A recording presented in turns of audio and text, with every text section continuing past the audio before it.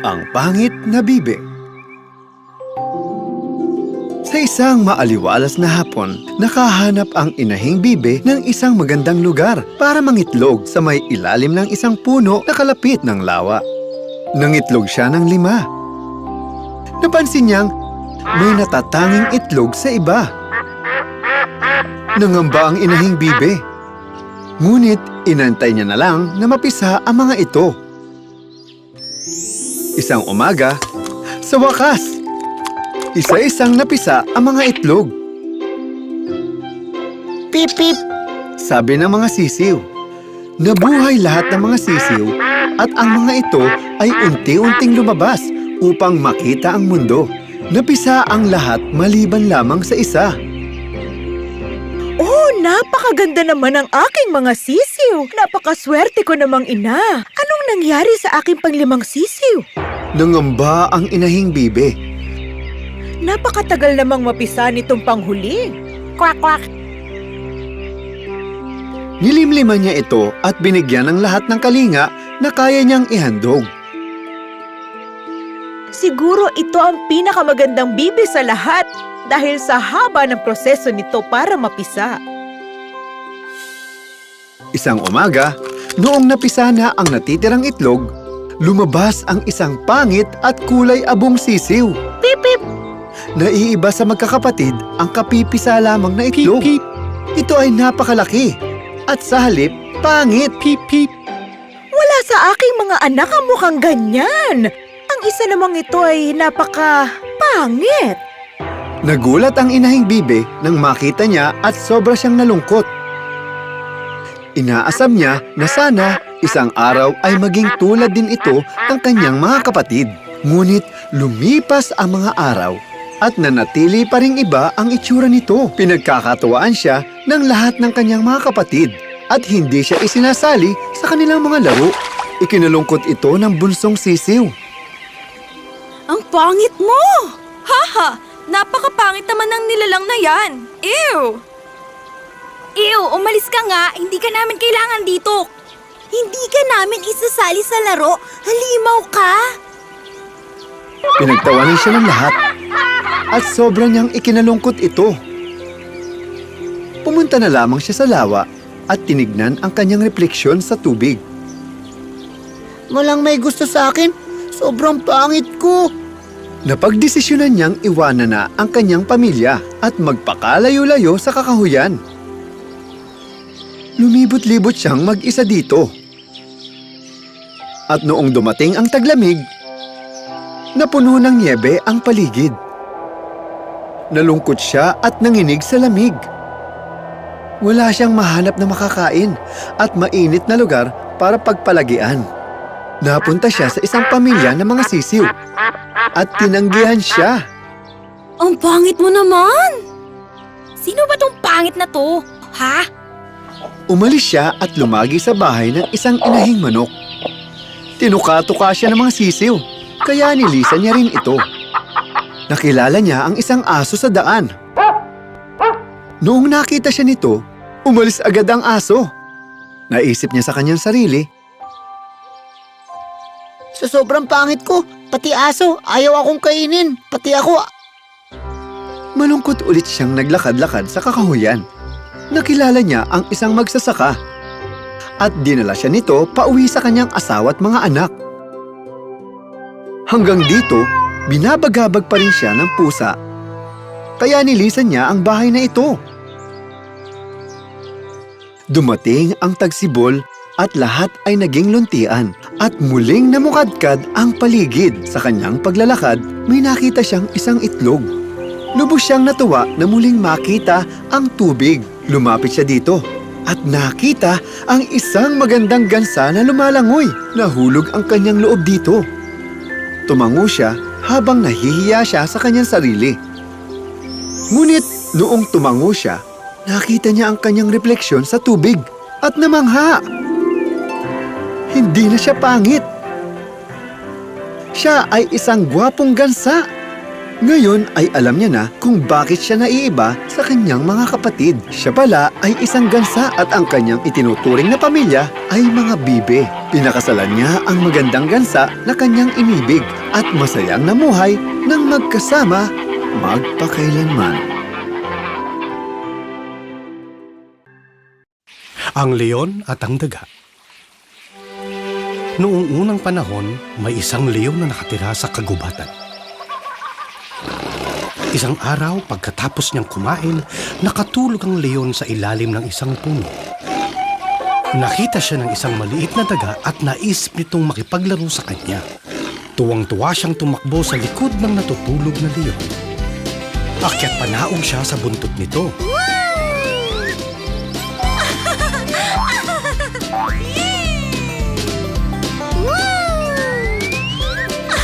Nagising ang leon at ito ay sumigaw na dumadagundong.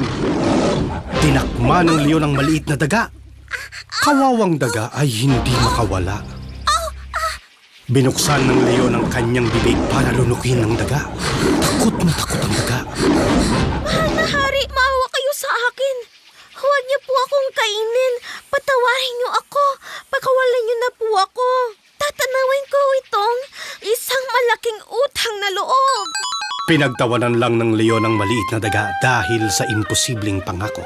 Pero siya'y pinagbigyan at ito'y kanyang pinakawalan. Salamat, mahal na hari. Lagi kong tatandaan ang inyong kabaitan. Maswerte ka at busog ako ngayon. Kakatapos ko lang kumain. O sige, huwag na huwag mo akong gagambalain muli at baka tuluyang kitang kainin. Pagkalipas ng ilang araw, umikot ang leon sa kagubatan. Ginawa ng mga mangangaso ng isang bitagang leon. Nagtago ang mga mangangaso sa likod ng puno habang hinihintay ang leon. Pagkalapit ng leon, agad na hinatak ang lubid.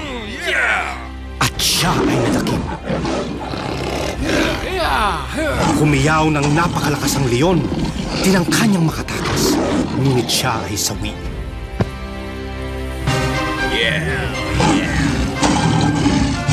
Kumuha sila ng kariton sa bayan para madala ang leon. Hiyaw ng hiyaw pa rin ang leon.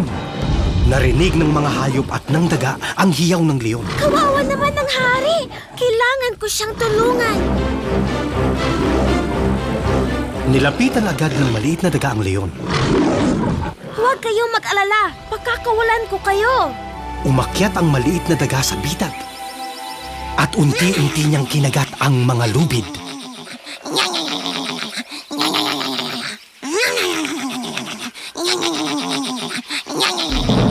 Sa wakas, nakawala ang leon. Napagtanto ng leon na may kakayanan din ang maliit na daga. Maraming salamat, Bubuit. Mula ngayon, malaya kang maninirahan dito sa aking kagubatan. Nasaklolo mo ang isang hari.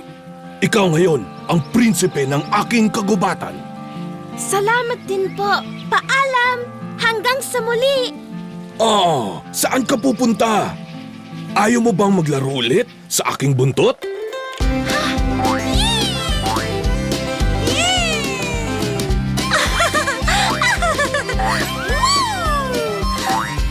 Masayang naglaro ulit ang maliit na daga sa buntot ng leon. Maya-maya, bumalik ang mga ngaso na may dalang malaking kulungan para sa leon. Tumakbo ang leon at daga papunta sa mga ngaso. Umiyaw ng malakas ang leon at natakot ang mga ngaso. Kumari pa silang tumakbo pabalik ng bayan. Mula noon, naging magkaibigan ang leon at ang daga.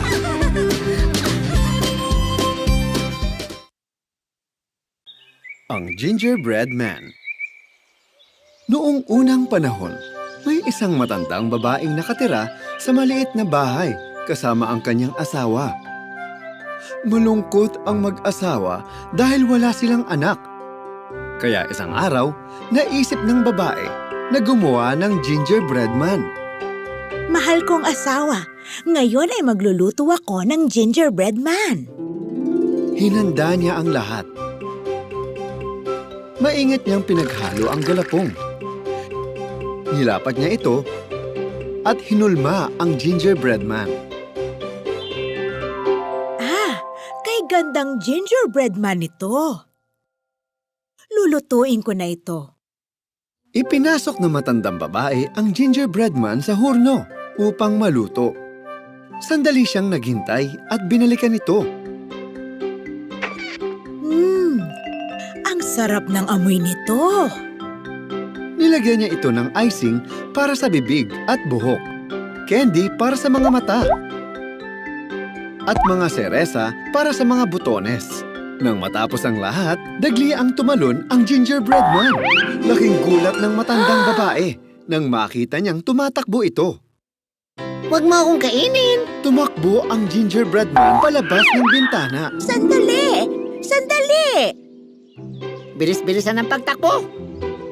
Walang makakahuli sa akin dahil ako ang gingerbread man! Hinabol siya ng matandang babae. Ngunit hindi siya mahuli. Tumakbo siya ng tumakbo. Sandali! Habang tumatakbo, nakita siya ng baka. Ang bango mo! Tiyak masarap kang kainin. Nakatakas ako mula sa isang matandang babae at kaya ko rin tumakas mula sa isang matabang bakang katulad mo. Kayang-kaya ko yan! At hinabol ng baka ang maliit na gingerbread man. Ngunit mas mabilis tumakbo ang gingerbread man. Bilis-bilisan ang pagtakbo! Walang makakahuli sa akin dahil ako ang gingerbread man! Hinabol siya ng baka, kasama ang babaeng matanda. Ngunit hindi siya mahuli. Patuloy na tumakbo ang gingerbread man at di nagtagal, nakasalubong niya ang isang baboy sa daan. Mukhang masarap ka. Gusto kitang kainin ngayon din. Subukan mo, baboy. Hindi mo ako mahuhuli. Natakasan ko ang matandang babae. Natakasan ko ang isang baka at tiyak na matatakasan rin kita. Bilis-bilisan ang pagtakbo. Wala makakahuli sa akin dahil ako ang gingerbread man.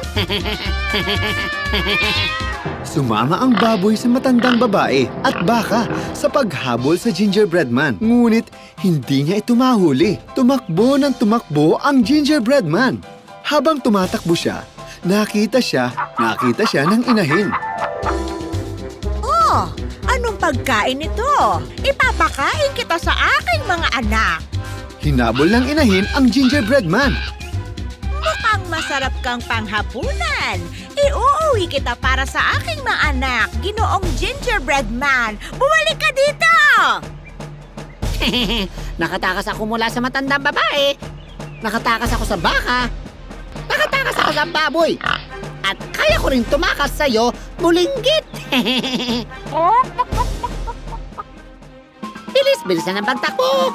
Wala makakahuli sa akin dahil ako ang gingerbread man. Hinabol ng inahin ang gingerbread man. Kasama ang iba pa, ngunit hindi niya rin ito mahuli. Tuwang-tuwa ang gingerbread man sa kanyang sarili. Kay bagal naman ng mga ito. Nang makita niya ang ilog, binagalan niya ang kanyang pagtakbo.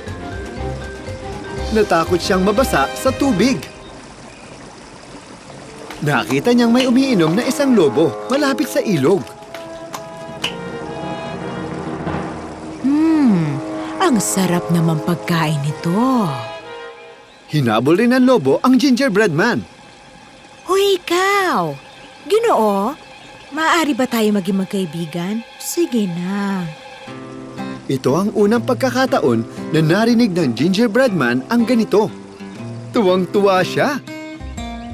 Maaari naman siguro, lobo. Walang problema sa akin. Ngunit sa isang kondisyon. Ano yon, Gingerbread Man? Maaari mo ba akong tulungan tumawid sa ilog na ito? Oo naman. Bakit hindi? Nakahinga na maluwag ang gingerbread man. Halika, Gingerbread Man. Sumakay ka sa likod ko. Tutulungan kitang tawirin ang ilog. Sumakay ang gingerbread man sa likod ng lobo. At nang marating ng lobo ang kabilang pangpang ng ilog, hinagis niya ito at binuka ang kanyang malaking bibig. At kinain niya ang gingerbread man.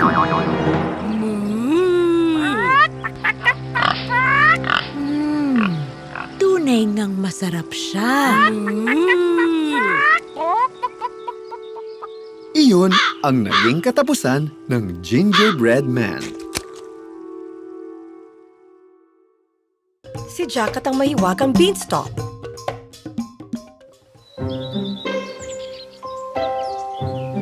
Noong unang panahon, may isang batag na nangangalang Jack. Kasama niya ang kanyang nanay sa isang maliit na bahay sa nayon. Wala silang pinagkakakitaan. Nabenta na lahat ng kanilang ari-arian. Ang tanging natira ay isang baka na merong gatas. Sa hirap ng buhay nila, maraming beses natutulog na lang si Jack at kanyang ina na wala man lang nakain. Tuwing umaga, ginagatasan ni Jack ang baka, pero kailangan nila itong pakainin ng dayami para magkaroon ng gatas. Ngunit wala silang pera. Kaya nakaisip ng paraan ng kanyang nanay. Inutusan niya si Jack para ibenta ang nasabing baka. Sige, inay. Pumunta si Jack sa palengke para ibenta ang baka. Habang naglalakad, may dumating na matandang kakaiba ang itsura. Magandang umaga, Jack. Gandang umaga po. Totoy, saan mo ba dadalhin yung baka na yan? Pupunta po ako sa palengke para mabenta po siya. Ay, nako. Alam mo, hindi mo na kailangang gawin yan. Bigay mo na lang sa akin. Ha? Ako ang bibili. Ano naman pong plano niyong ibigay sa akin kung ganon? Dahil ika'y mabait, meron akong ibibigay na napaka-espesyal. Ano po yun? Bibigyan kita ng 5 mahiwagang buto. Litong-lito si Jack. Amang, mukhang kakaiba nga po ang anyo ng mga buto na yan. Ibang-iba nga ang itsura ng mga buto. Napakalaki nila. Mas malaki kesa sa ordinaryong buto. Amang, ayoko pong mga butong ito. Ano po ang gagawin ko dito? Hindi sila karaniwang buto, Totoy. Mahiwaga sila. Mahiwaga? Totoo po? Bakit pong mahiwaga? Napakahiwaga nito na kapag itinanim mo ngayong araw na to, kinabukasan tutubo itong papuntang langit. Naniwala na si Jack. Pinagpalit niya ang baka sa buto dahil ito ay mahiwaga. O siya, sa iyo na ang lahat na yan at sa akin na ang baka. Sabik na sabik umuwi si Jack para ipakita sa kanyang ina. Pagdating sa bahay, nilabas ni Jack ang mga buto habang nakangiti. Inay, tignan niyo po itong mga buto. Mahiwaga sila. Ano? Pinagpalit mo ang ating baka para sa walang kwentang buto? Oo naman po, inay. Binenta mo ang baka para dyan lang? Mangmang ka talaga! Sobra ang galit ni inay, kaya ibinato ang mga buto palabas ng bintana. Uto-uto kang bata ka. Nalungkot si Jack. Tumakbo siya sa kanyang maliit na silid sa taas. Nag-umpisa siyang magmuni-muni. Ay, bakit pa kasi ako nagpaloko? Pinagpalit ko yung baka namin para sa buto.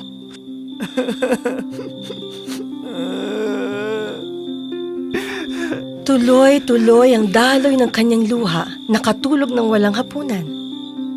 Pagsikat ng araw kinabukasan, nagising si Jack at tumingin siya sa labas ng bintana. Nagulat siya. Nakita niyang isang beanstalk.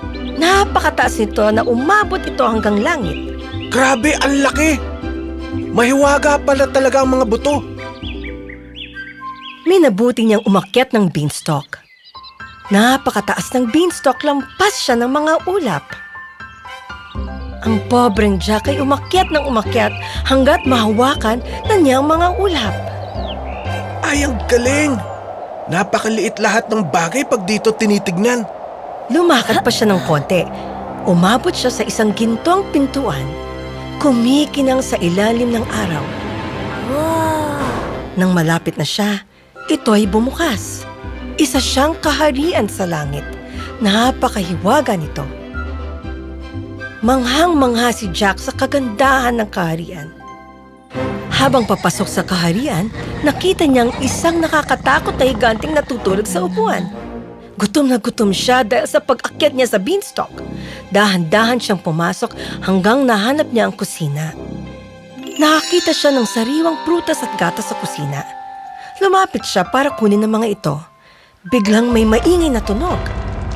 Ha? Ano yung maingay na yun? Takot na takot si Jack. Tumakbo siya para magtago sa maliit na lungga. Fee-fi-fo-fum, naaamoy ko ang dugo ng isang dayuhan.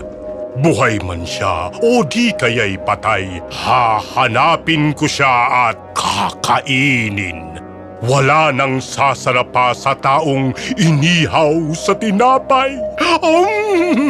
Sarap niyan! Walang mahanap na tao ang higante.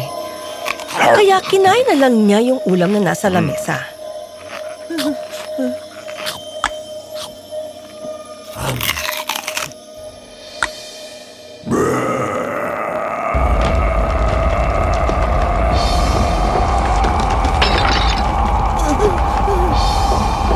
Nilabas niya ang kanyang sako ng ginto. Binilang niya at tinabi sa taas ng lamesa. Tapos, siya ay natulog.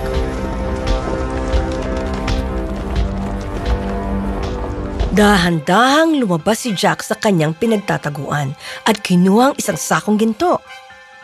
Inisip niya mawawala na ang galit ng inay niya sa kanya.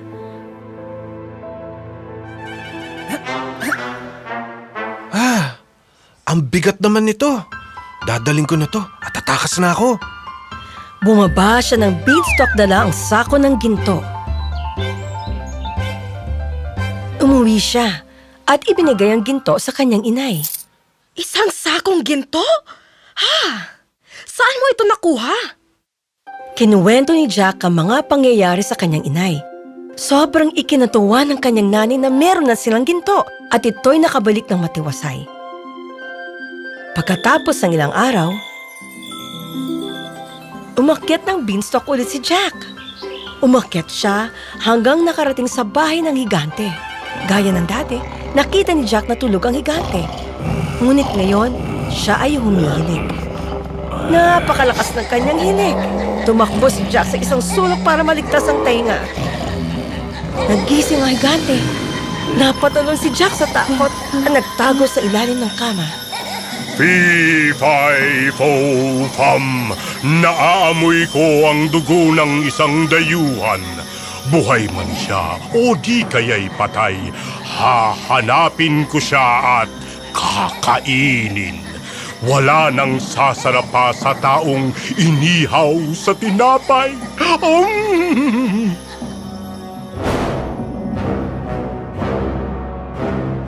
Wala namang bata dito. Walang mahanap na tao ang higante. Tapos, nilabas niya ang inahin at sumigaw. Mangitlog ka na ngayon ng ginto! Nangitlog ng ginto ang manok. Itinabi ito ng higante sa basket at siya'y natulog. Pagpasok niya sa loob, nakita ni Jack na merong pagkakataon. Kinuha ang inahin at bumaba agad-agad ng beanstalk. Pagdating sa bahay, kinuwento sa ina mga pangyayari. Tignan niyo, inay! Nakakuha ko ng inay naman. Nangingitlog ng ginto. Tignan niyo po kung paano. Mangitlog ka na ngayon ng ginto! Sobrang tuwa ng nanay ni Jack sa kanya. Sa ikatlong beses, umakyat ulit si Jack sa beanstalk para pumunta sa kaharian ng higante. Ngayon naman, nakita niya ang higanting tumutugtog ng magandang alpa. Nagtago sa ilalim ng lamesa. Fee-fi-fo-fum, naaamoy ko ang dugo ng isang dayuhan. Buhay man siya o di kaya'y patay, Hahanapin ko siya at kakainin. Wala nang sasarap pa kesa sa taong inihaw sa tinapay. Sarap niyan. Ngayong araw na ito, mahahanap ko yung dayuhan na yan. Hinanap niyang mabuti pero hindi niya ito nakita. Nakatulog siya dahil sa matinding pagod. Samantala, kinuha ni Jack ang alpa at nagbalak ng umalis. Ngunit, biglang umiyak ang alpa. Saklolo, amo! Saklolo! Ninanakaw ko ng isang bata! Inilalayo niya ako sa'yo! Nagising bigla ang higante at nakita si Jack na dala ang alpa. Galit na galit nitong hinabol si Jack. Ha!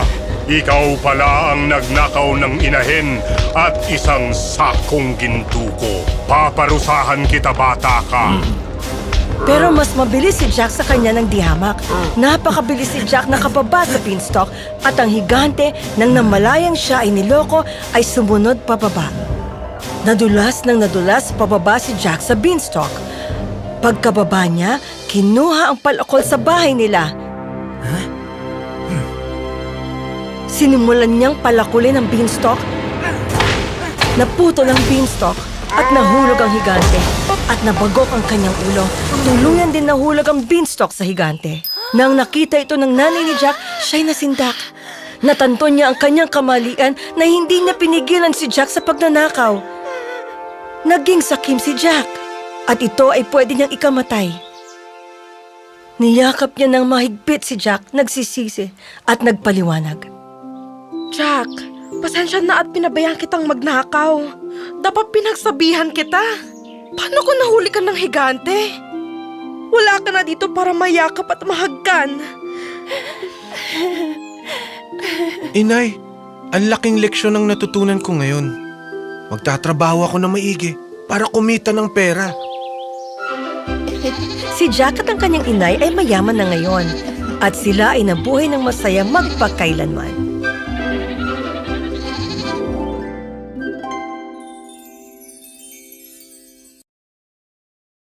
Rapunzel. Noong unang panahon, may isang lalaki at babaeng nakatira sa isang maliit na bahay. Wala silang anak, ngunit gusto nila ng anak na babae. May maliit na bintana sa loob ng bahay. Mula dito nakikita nilang isang magandang hardin. Punong-puno ng magagandang bulaklak at gulay. Ang hardin ay pinalibutan ng mataas na pader at walang nagtatangkang pumasok dahil isang bruha ang may-ari nito. Siya ay makapangyarihan at lahat ay takot sa kanya. Isang araw, nakatayo ang babae sa harap ng bintana nang nakita niya ang napakasariwang litsuga sa hardin.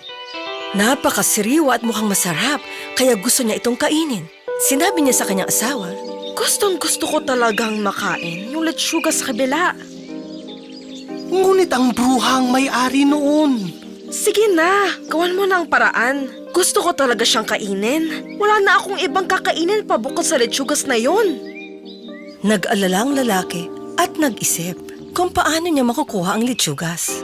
Habang tumatagal, nagkasakit ang babae dahil hindi pa rin niya nakakain ang inaasam na litsugas. Maraming inanda ang asawang lalaki, ngunit ayaw pa rin kumain ng babae. Litsugas lang ang gusto niya.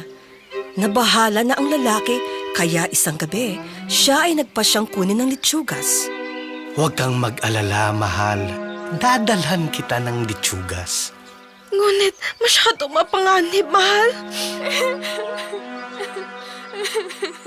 Hindi pwedeng mamatay ang aking asawa. Kailangan kong makuha siya ng litsugas. Kahit paano ang mangyari sa akin. Kaya pagkagat ng dilim, pinilit niyang palakasin ang loob at umakyat sa mataas sa pader para pasukin ang hardin ng bruha. Mabilisan niyang pinita sa mga litsugas at ibinigay agad sa asawa. Nilamon ito ng babae at nakaramdam ng ginhawa. Ngunit hindi pa rin ito sapat. Sa sobrang sarap, mas tumindi ang kagustuhan niyang makain ng masarap na litsugas. Kinabukasan, umakyat na naman ng lalaki sa mataas na pader pagsapit ng dilim. Ha?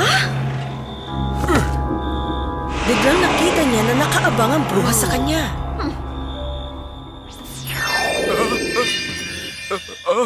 Napakamangahas mo! Para pumasok dito sa hardin ko nang walang pahintulot at nakawin ang aking lechugas, pagsisisihan mo ito. Huwag! Patawarin niyo po ako. Naglilihi po ang aking asawa at nakita niya ang litsugas mula sa aming bintana, kaya ito'y kanyang pinaglilihian. At ikamamatay niya kung hindi niya makain ito. Bakit ka hindi humingi ng pahintulot? Sa sobrang takot ko sa iyo, pakiramdam ko hindi mo ako papayagan. Kung yan ang katotohanan, papayagan kitang kumuha ng maraming lechugas. Ngunit sa isang kondisyon. Ibibigay niyo sa akin ang sanggol na isisilang ng iyong asawa. Sa kanyang takot, tinanggap ng lalaki ang kondisyon. Paglipas ng panahon, isinilang na ang sanggol. Ito ay isang babae. Umapaw ang kanilang kaligayahan.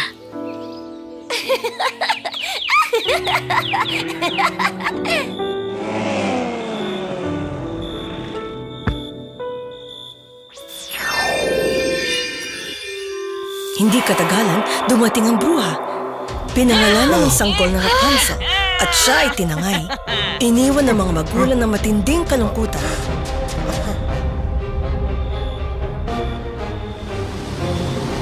Kinulong si Rapunzel sa isang tore sa malayong kagubatan na walang pintuan o hagdanan. Pero may maliit na bintana sa pinakatuktok. Doon na lumaki si Rapunzel. Akala niya ang bruha ang totoo niyang ina. Habang tumatanda, humaba ng humaba ang malaginto niyang buhok. Natanto ng bruha na may mahiwagang kakayanan na maggamot ang buhok ni Rapunzel, kaya hindi niya ito ginupit kailanman.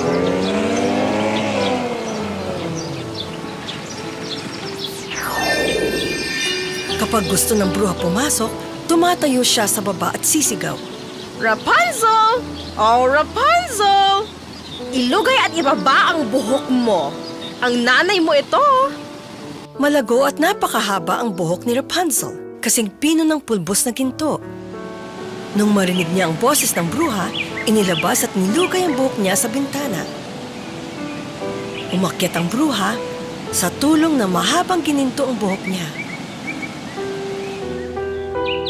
Habang tumatanda si Rapunzel, gusto niya sanang makalabas ng bahay para makita ang mundo. Ngunit ang sabi ng bruha na masyadong mapangahas at delikado ang mundo. Papatayin siya ng tao pag siya'y lumabas. Dinala kita dito para ikaw ay maligtas. Noong 16 na gulang na si Rapunzel, gusto pa rin niyang lumabas sa kanyang kaarawan. Ina, ano yon? Meron lang po akong naisip. Ano na naman? 16 na po ako. Sa tamang gulang na para lumabas ng tore at ipagdiwang ang aking kaarawan. Ano ka mo? Hindi pwede. Marami po akong nababasa tungkol sa syudad na maganda. Lahat po ng mga tao, mga pagkain, mga ilaw, at kung ano-ano pa. Hindi. Sinabi ko na sa iyo ang napakulupit ang mundo. Mas ligtas ka dito. Sige na po, inay. Napakarami ko pa pong pwedeng gawin. Madaming matututuhan, madaming makikita. Hindi nga pwede, Rapunzel.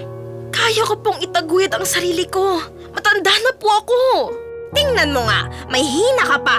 Aabusuin ka lang ng mga tao. Hindi po. Di ka makakaalis dito sa tore kahit kailan. Ginagawa ko ito kasi mahal kita. Gusto ko lang naman pong makita ang syudad kahit minsan lang. Sana po merong magdala sa akin doon.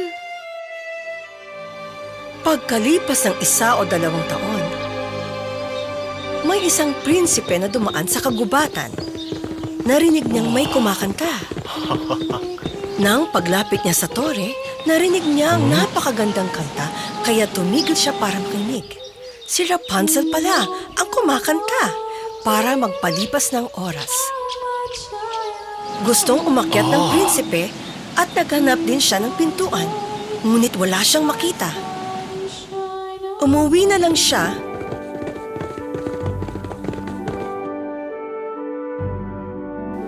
hindi niya makalimutan ang kanta.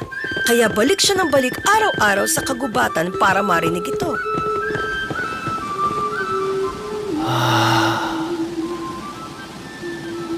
Isang araw, habang nakatuyo siya sa likod ng isang puno, nakita niya ang bruha papalapit at narinig niya. Rapunzel! Oh, Rapunzel! Ilugay at ibaba ang buhok mo. Nandito na ang nanay mo. Ibinaba at inilugay ni Rapunzel ang kanyang gininto ang buhok. Umakyat agad-agad ang bruha. Wow! Kung yan ang hagdan papasok ng tore, susubukan ko siyang akyatin pag may pagkakataon. Kaya kinabukasan, nang pagkagat na ang dilim, pumunta ang prinsipe sa tore. Rapunzel! Oh, Rapunzel! Ilugay at ibaba ang buhok mo. Nandito na ang nanay mo. Binaba ang buhok. Mwah! Umakyat ang prinsipe. Noong umpisa, matindi ang takot ni Rapunzel nang makita niya ang di kilalang lalaki ang umakyat. Sino ka ba? Ako, ang prinsipe. Paano ka nakarating dito? Kinuwento ng prinsipe na humanga siya sa kanyang pagkanta. Mula noon, di na siya mapakali hanggang makita niya yung kumakanta. Napanatag ang loob ni Rapunzel at mas lalong nabighani ang prinsipe sa kanyang ganda.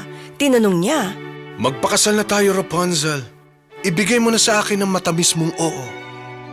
Naisip ni Rapunzel, Mas gusto niya ako kaysa sa aking nanay. Ilalabas niya rin ako sa syudad at makikita ko na rin ang mundo.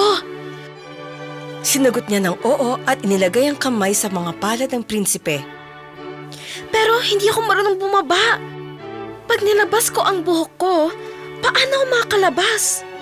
Sige, mag-iisip ako ng mabuti at babalikan kita bukas. At sabay tayong aalis dito. Nung pababa na ang prinsipe sa tore, nakita siya ng bruha at nalaman na merong kakaibang nangyayari. Rapunzel! O Rapunzel! Ilugay at ibaba ang buhok mo. Nandito na ang nanay mo.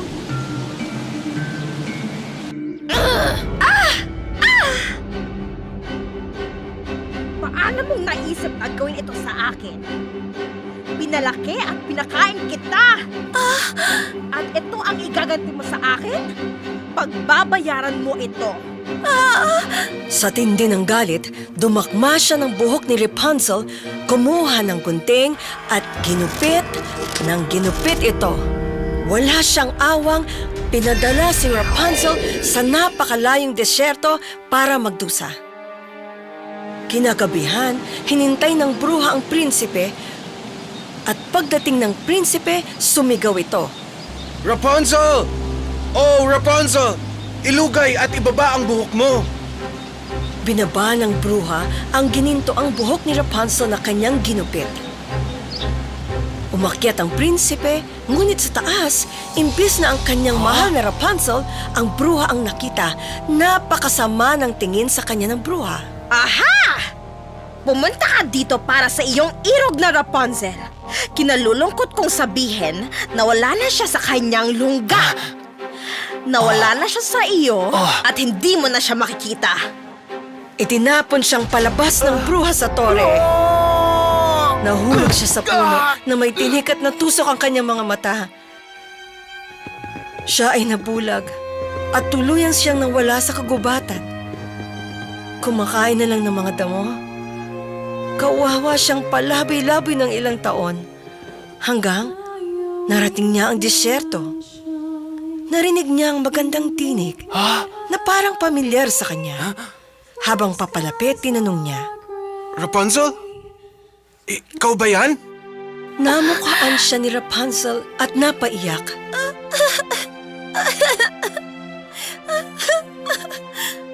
Pumatak ang kanyang luha sa mata ng prinsipe na nagbigay ng linaw sa kanyang paningin. Siya ay nakakita uli gaya ng dati.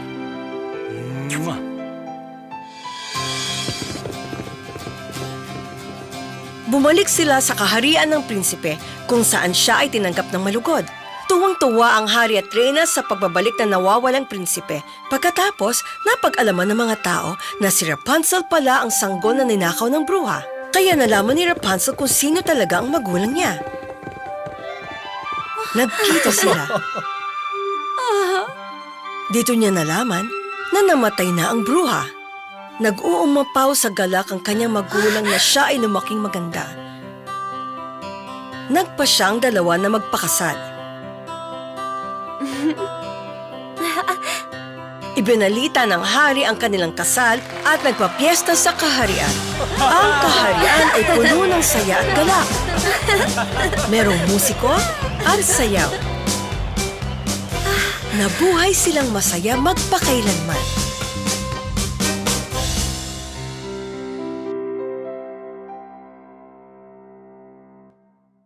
Thumbelina. Noong unang panahon, may isang babaeng namumuhay ng mag-isa. Ginusto niya magkaroon ng anak na babae simula nung unang bata pa lamang siya. Isang umaga, dinidilig niya ang mga halaman habang umiiyak at inisip na sana mayroon siyang anak na babaeng makakalaro. Sumulpot ang isang fairy godmother sa harap niya. Anong nangyari, anak? Bakit ka umiiyak? Nais kong magkaroon ng anak na babae. Saan ba ako makakahanap? Nawawalan na ako ng pag-asa. Huwag kang mag-alala. Madali lang yan. Tingnan mo. Ginamit ng fairy godmother ang kanyang kapangyarihan at naglabas ng binhi sa harap ng babae. Makikita mo, anak. Hindi ito ordinaryong binhi na tumutubo sa bukid. Kailangan nito ng pagmamahal at kalinga. Ilagay mo ito sa paso at tingnan mo kung ano ang mangyayari. At huwag mong kalimutan ang sikat ng araw. Maraming salamat, Godmother. Napaka mapagbigay mo. Tinanim niya ang binhi sa paso. Inilagay niya ang paso sa may bintana para magkaroon ng sapat na sikat ng araw. Mabilis itong lumago sa isang malaking bulaklak na kahawig ng bulaklak ng tulip. Pinuno ito ng pagmamahal ng babae at diniligan araw-araw. Isang araw, hinalikan niya ang hindi pa bumubukas na talulot. Biglang namukadkad ang bulaklak na parang isang mahika.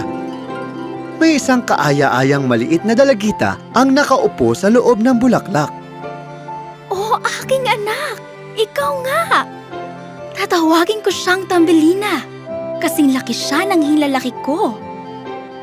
Ako ang iyong ina, anak.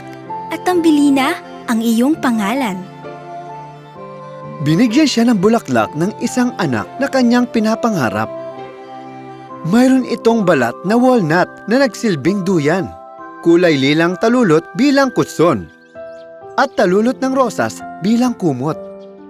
Noong umaga, naglaro siya sa bangkang talulot na tulip at lumulutang sa isang platong may tubig at nagsagwan sa magkabilang gilid gamit ang dalawang sagwan na gawa sa puting buhok ng kabayo. Tunay na napakaganda itong pagmasdan. Isang gabi, natulog siya ng mahimbing sa balat ng walnut. Isang malaking palaka ang tumalon mula sa butas ng bintana. Napakaganda niya! Siya ang magiging perpektong asawa para sa aking anak. Kokak! Kinuha ng palaka ang balat ng walnut, kung saan natutulog ang dalaga. Nilagay niya si Thumbelina sa dahon ng water lily sa gitna ng lawa. Nilagay namin siya sa dahon ng lili. Hindi siya makakatakas mula sa atin. Kokak! Kokak!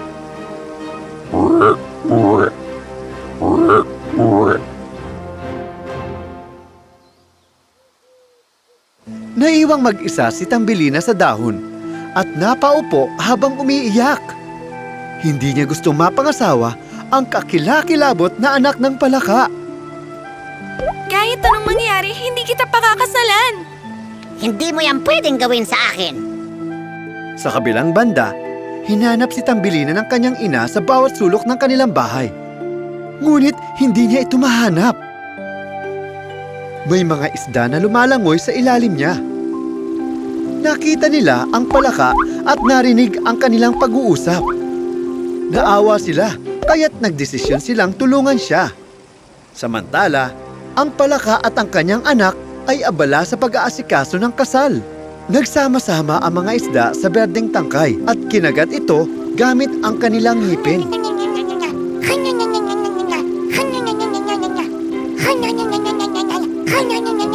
Natanggal ang dahon mula sa tangkay at nagsimulang lumutang-lutang si Tambelina.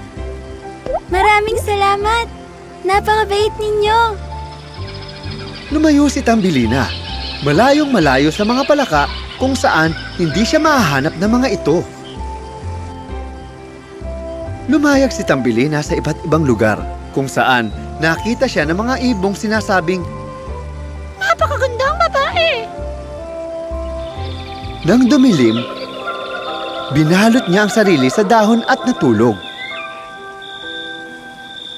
Kinabukasan, nagising siya sa isang lugar kung saan nakatirik ang araw sa tubig at kumikintab ito na parang ginto. Patungo siya sa dulo ng sapa. Nang biglang, may malaking insektong lumipad. Napakagandang babae naman niya. Kailangan ko siyang iligtas. Agad niya itong hinawakan at dinala sa malayong-malayong lugar. Saan mo ko dadalhin, Mr. Bug? Dadalhin kita sa aking bahay. Nang makarating sila sa kanilang bahay, ang ibang insektong nakatira sa puno ay lumapit para tignan kung sino ang dumating. Mga kaibigan, tingnan niyo itong babaeng ito. Pakakasalan ko siya. Mayroon lang siyang 2 binti. Hindi kaaya-ayang tignan. Tingnan mo! May 2 siyang kamay. Nakakahiya siya! Mukha siyang tao! Ew! Ew! Ang pangit niya! Sumang-ayon sa kanila si Mr. Bug at dahil sa galit, iniwan niya ito sa gitna ng kagubatan. Dumating na ang taglamig. Nagsimulang mahulog ang niebe at nanginig sa lamig ang kawawang babae. Napakalamig nito para sa kanya. Patuloy siyang naglakad para maghanap ng pagkain at tirahan. Kinalaunan, nakakita siya ng maliit na kubo. Nilapitan niya ito at kumatok. Lumabas ang daga na nakatira sa kubo. Sino ka? Kaawa-awang bata. Tulungan niyo po ako, naliligaw po ako. Kiniginaw po ako at wala po akong makain. Pwede niyo po ba akong tulungan? Mag-isa akong nakatira dito. Pwede kang pumasok at samahan akong maghapunan. Magiging komportable ka rito. Pero bago yan, ano ang pangalan mo? Ako po si Tambelina. Pumasok sa loob si Tambelina. Mainit at komportable sa loob ng kubo. May kwartong puno ng bigas at may kusinang may paminggalan. Salamat sa pagpapatuloy niyo po sa akin dito. Napakabait niyo. Maaari kang tumuloy buong taglamig. Mrs. Mouse, tunay na napakabait ninyo. Nabighani ang daga sa kagandahan ni Tambelina. Ginusto niyang makasama ito habang buhay. May bisita tayo ngayon dahil katapusan ng linggo. Isang beses sa isang linggo, dinadalaw ako ng aking kapitbahay. Biglang tumunog ang kampanilya at nagpakita pa ang isang mole. Bumibisita ito suot ang itim na velvet na kapa. Narinig ng mole ang boses ng babae at nahulog ang loob nito sa matamis niyang boses. Nagdesisyon itong pakasalan ang babae, kaya nilapitan niya ang daga at sinabing, Ibibigay ko sa iyo ang lahat ng aking pagkain at bahay. Kung hahayaan mo akong pakasalan ang magandang babaeng ito. Hindi makahindi si Mrs. Mouse sa mayamang daga. O sige, ibibigay ko sa iyo ang pagkain at ang bahay. Sige. Ayaw pakasalan ni Tambelina ang daga. Kaya kinabukasan, tumakbo ito papalayo. Habang naglalakad sa kagubatan, nakasalubong niya ang napuruhang Maya na nakahiga sa kagubatan. Siguro namatay ang nakakaawang ibon dahil sa lamig. Habang papalapit, nakita niyang buhay pa ang Maya. Sugatan lang ang ibon. Ayos ka lang ba, munting Maya? Hala! Dumudugo! Tinulungan ni Tambelina ang ibon. Kumuha siya ng gasa at gamot para sa Maya. Huwag kang mag-alala, Mrs. Sparrow. Magiging maayos ka na ngayon.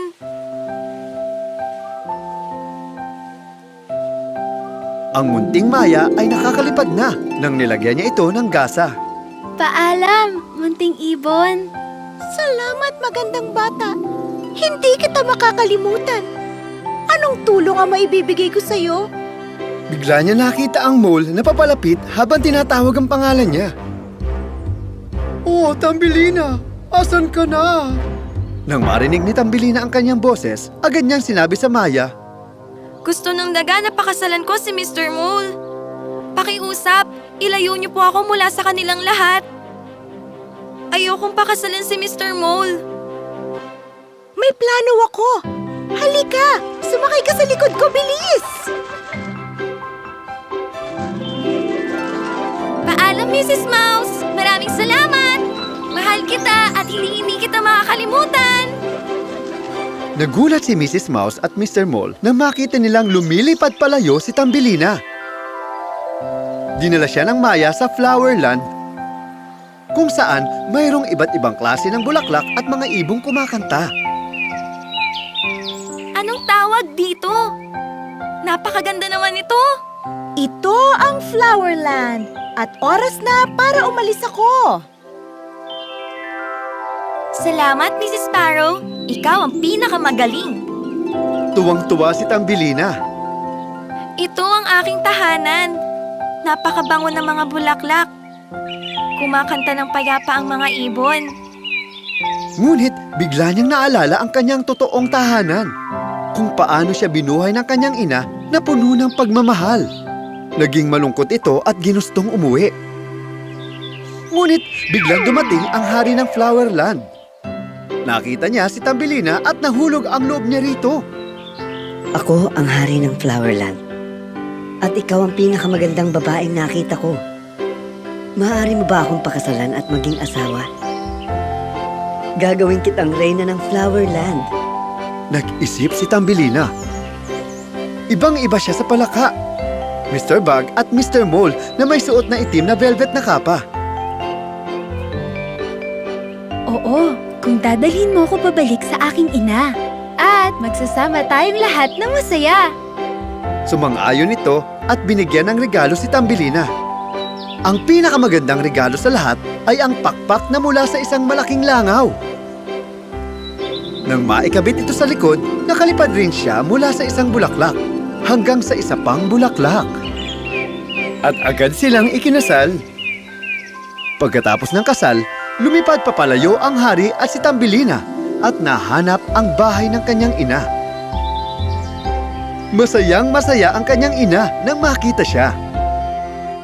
Oo, Tambelina! Hindi mo alam kung gaano kasayang makita kang muli. Hinding-hindi na kita muling pakakawalan. Hindi na kita iiwan, aking ina. Sinalubong sila ng kanyang ina at namuhay sila ng masaya magpakailanman.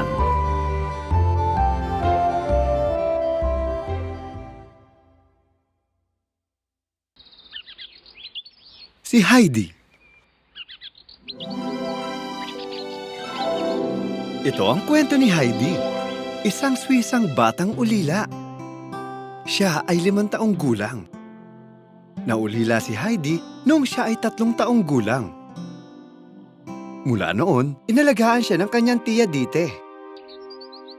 Nang nagkatrabaho si Tia Dite sa Frankfurt, iniwan niya si Heidi sa pangangalaga ng kanyang lolo na siyang nakatira sa bulubundukin. Tia Dite, ayoko pong tumira dito. Huwag niyo po akong iwanan ditong mag-isa. Huwag kang mag-alala. Para rin ito sa ikabubuti mo, anak. Nalungkot si Heidi.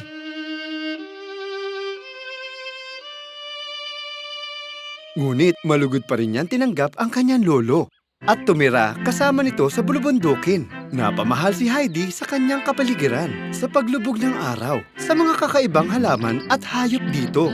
Nagkaroon siya ng alagaing kambing na naging kalaro niya sa araw-araw. Ah, baby, halika nga dito. Sa gabi, natutulog siya sa talahib habang pinapanood ang makikislap na bituin.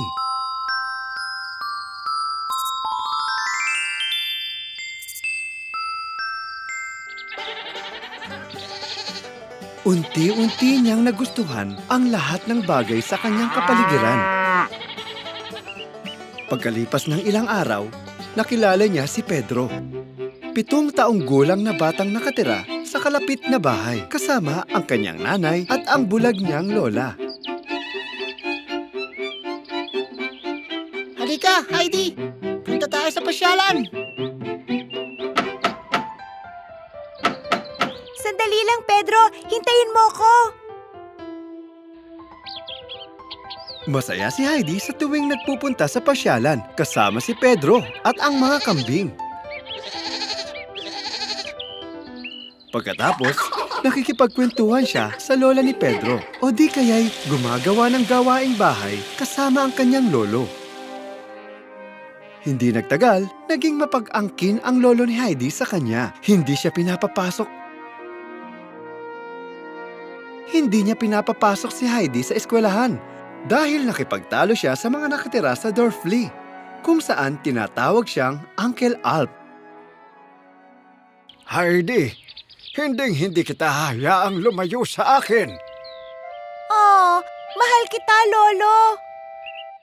Maayos na sana ang lahat. Nang isang araw ay bigla na lamang dumating si Tia Detty. Dinala ni Detty si Heidi sa Frankfurt para alagaan ang 10 taong lumpo na si Clara na nakakagalaw lamang sa pamamagitan ng kanyang wheelchair.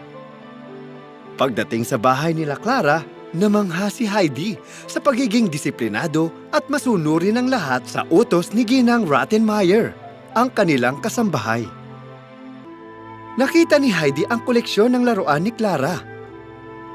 Ang kanyang aparador ay punong-puno ng magagandang gamit. Di nagtagal ay naging komportable siya kasama si Clara. Kinalaunan, nagustuhan ng lahat ang batang si Heidi.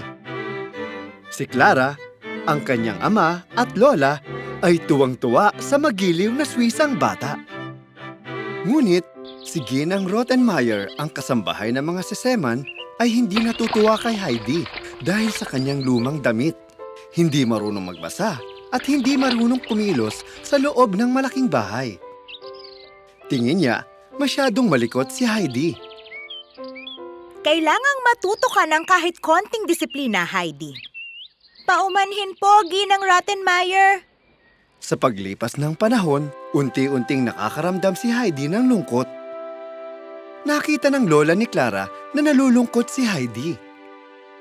Kinausap niya si Dite, ngunit sadyang makasarili ito. Ginawa niya ang lahat para makumbinsi si Dite, ngunit walang nangyari. Lola, ayoko na po dito. Gusto ko na pong umuwi. Gusto ko na pong makasama si Lolo at Pedro. Heidi, mahal kong anak. Magdasal ka sa Panginoon at tutulungan ka niya. Marangya ang buhay ni Heidi. Pakiramdam niya ay nasa isa siyang hawla. Palagi na lamang siyang nalulungkot. Wala na siyang interes sa kahit anong bagay. Sa kanyang puso at isipan, gusto niyang bumalik sa kanyang lolo, kay Pedro at sa kabukiran. Ngunit hindi niya alam kung paano. Tuluyan na naapektuhan ang kanyang kalusugan, na naging sanhi ng kanyang paglalakad habang natutulog. Isang araw, binuksan niya ang pinto ng bahay habang nananaginip na nakauwi na siya sa kanila. Pedro, Lolo, andito na po ako! Nalungkot si Lola nang makita si Heidi. Sabi ng doktor ni Clara, si Dr. Klassen, na kailangan ng umuwi ni Heidi sa kanyang lolo.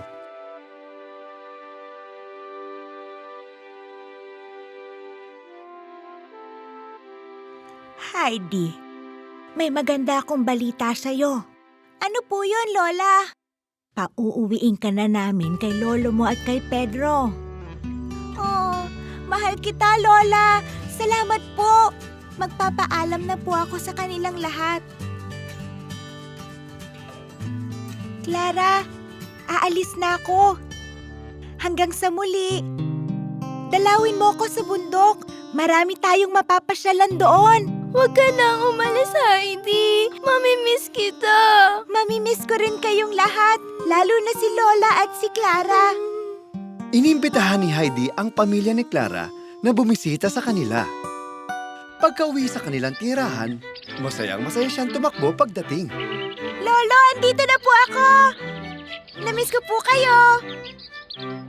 Namiss din kita, aking malikot na apo.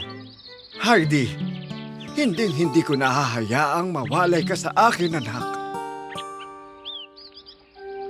Muli, masayang-masaya si Lolo na makasamang muli si Heidi at magkasama na ulit sila sa bulubundukin.